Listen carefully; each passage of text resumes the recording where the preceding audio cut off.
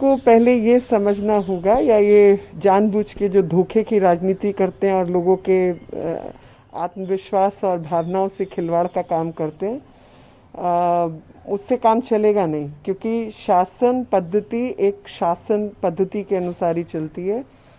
ये युद्ध है और इसलिए केंद्र सरकार कूदी हुई है। लेकिन जिस प्रकार से युद्ध में जो डिफेंस होता है, वो डिफेंस केंद्र सरकार के पास है। लेकिन जब गृह युद्ध है और देश के अंदर है तो राज्य सरकारों को काम करना होता है। तो जो स्वास्थ्य है वो राज्य सरकार का विषय है, और ये वही राज्य सरकार के लोग हैं जिन्होंने केंद्र सरकार पे प्रेशर बनाया।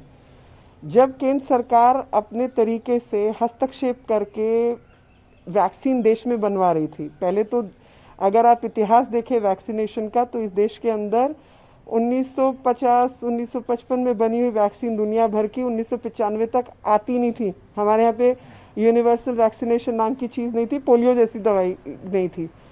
तो इस सरकार ने काम करके जो दिसंबर में दुनिया में वैक्सीन बनी, जनवरी में भारत में लागू हुई और भारत में भी लोगों को मिलने लगी, जो कभी हुआ ही नहीं था। और उस समय पर इन सब ने मिलके उन वैक्सीन के खिलाफ आवाज़ उठाई और आपके 3-4 महीने देश के खराब किए और वैक्सीन को भी नुकसान पहुंचाया। लोगों को जो आंकड़े में बढ़ोतरी हुई वो भी ऐसे ही नेताओं के करके हुई। तो जब आपदा के समय पे केंद्र सरकार अगर आके कोई काम करे आपके लिए, तो उसका मतलब ये नहीं है कि राज्य की कोई जिम्मेवारी नहीं है। राज्य ने उस समय लोगों को भ्रमित और गुमराह करने के लिए कहा कि हमें 18 से 45 वालों को भी पहले करना है।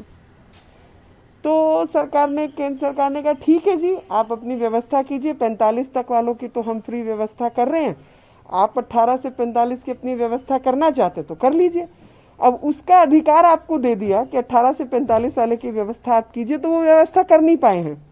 अपनी नाकामी और निकम्मापन छुपाने के लिए अब ये दारोमदार केंद्र सरकार को देना चाहते हैं। तो केंद्र सरकार ने कहा कि भाई हमारी तो अपनी पॉलिसी थी, उस पॉलिसी के तहत हम लोग शुरू से एक डाउन स्केल, सबसे पहले सबसे ज्यादा उम्र वालों को और उसके बाद धीरे धीरे कम उम्र वालों को हम कर रहे हैं। पूरे देश भर में ऐसा ही चल रहा है और पूरी दुनिया में ऐसा चल रहा है। दुनिया में मेरे को ये पता है कि बल्कि हमने तो जैसे बड़े बड़े ग्रुप शुरू किए कि 60 से ऊपर, अब 60 से ऊपर 75 भी होता है, 74 भी होता है, 72 भी होता है, 70 भी होता है, 60 से ऊपर वाले सब लोगों के लिए खोल दिया।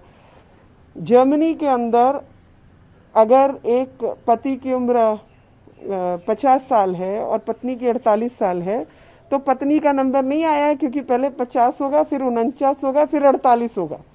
और यहाँ पर सौरभ भारद्वाज के माध्यम से ये लगातार झूठ बुलवा रहे हैं। इन्होंने झूठ बोला कि यूके के अंदर सारे हो गए, अमेरिका के अंदर सारे हो गए, भारत पिछड़ा हुआ है, जबकि सच्चाई कुछ और है। सच्चाई में 20 करोड़ से ऊपर का आंकड़ा भारत में पूरा हुआ है, जो कि अपने आप में एक मिसाल है।